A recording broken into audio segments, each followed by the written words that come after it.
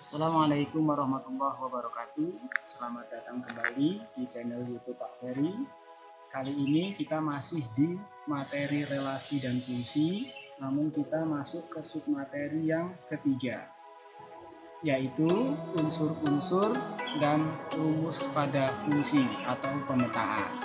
Seperti biasa, yang belum subscribe silahkan subscribe agar Pak Ferry lebih semangat lagi dalam membuat video pembelajaran selanjutnya.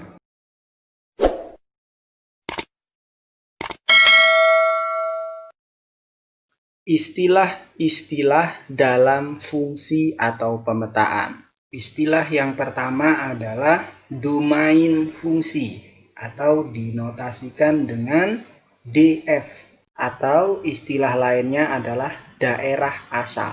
Istilah yang kedua adalah kodomain atau artinya daerah kawan. Istilah yang ketiga atau yang terakhir adalah ring fungsi atau notasinya RF, artinya daerah hasil.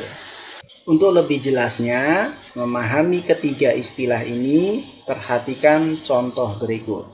Contoh, diketahui ada dua himpunan, himpunan A dan himpunan B. Diketahui penyajian diagram panah yang merupakan fungsi ya, di mana di sini ada dua himpunan, himpunan A dan himpunan B. Pertanyaannya adalah, yang manakah anggota dari domain fungsinya atau daerah asalnya? Domain itu adalah semua anggota dari himpunan yang pertama. Jadi jawabannya adalah 1, 2, 3. Karena himpunan yang pertama anggotanya adalah bilangan tersebut. Pertanyaan kedua, siapakah anggota dari kodomainnya atau daerah kawannya? Anggota kodomain adalah semua anggota dari himpunan yang kedua. Sehingga jawabannya adalah ABC. Karena ABC adalah anggota dari himpunan kedua atau himpunan B ya.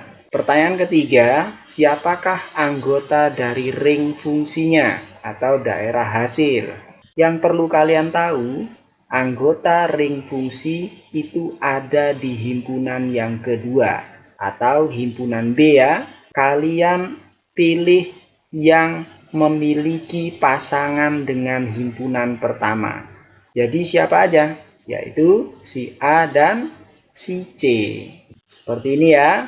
Kenapa B enggak Pak Ferry? Karena B tidak ada pasangan dengan himpunan yang pertama. Atau enggak ada tanda panahnya lah gitu. Mudahnya ya. Begitulah cara untuk menentukan anggota-anggota dari ketiga istilah ini. Ini hanya contoh dari penyajian fungsi dalam bentuk diagram panah.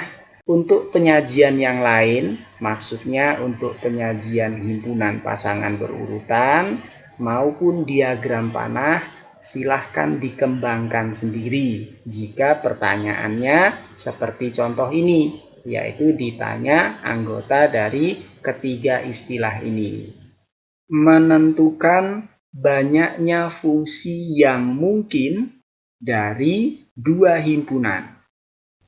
Sebagai contoh, diketahui Pak Ferry punya dua himpunan, himpunan A dan himpunan B, di mana anggota A yaitu A1, A2, dan himpunan B anggotanya B1, B2, dan B3.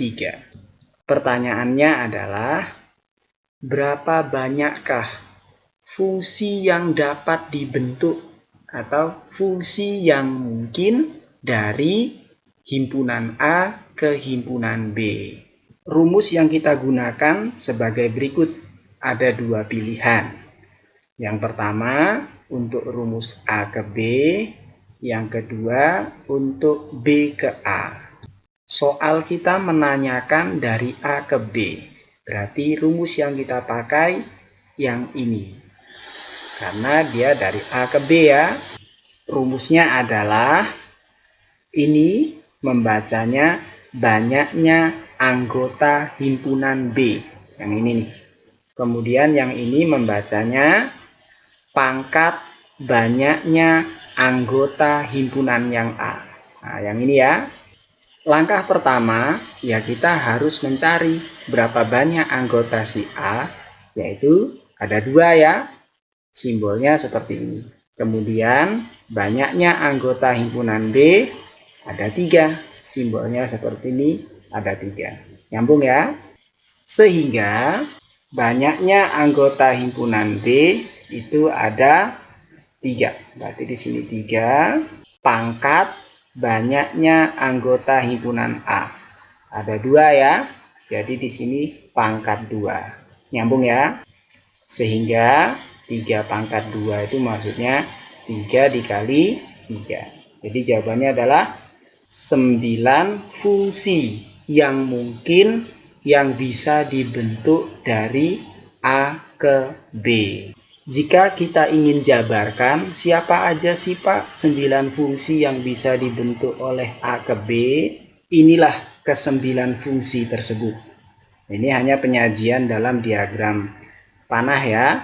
Kalian hitung sendiri. 1, 2, 3, 4, 5, 6, 7, 8, 9. Jadi ada 9 fungsi. Tapi yang umumnya ditanya itu hanya bentuk bilangannya saja, tidak sampai ke siapa saja fungsi-fungsi tersebut.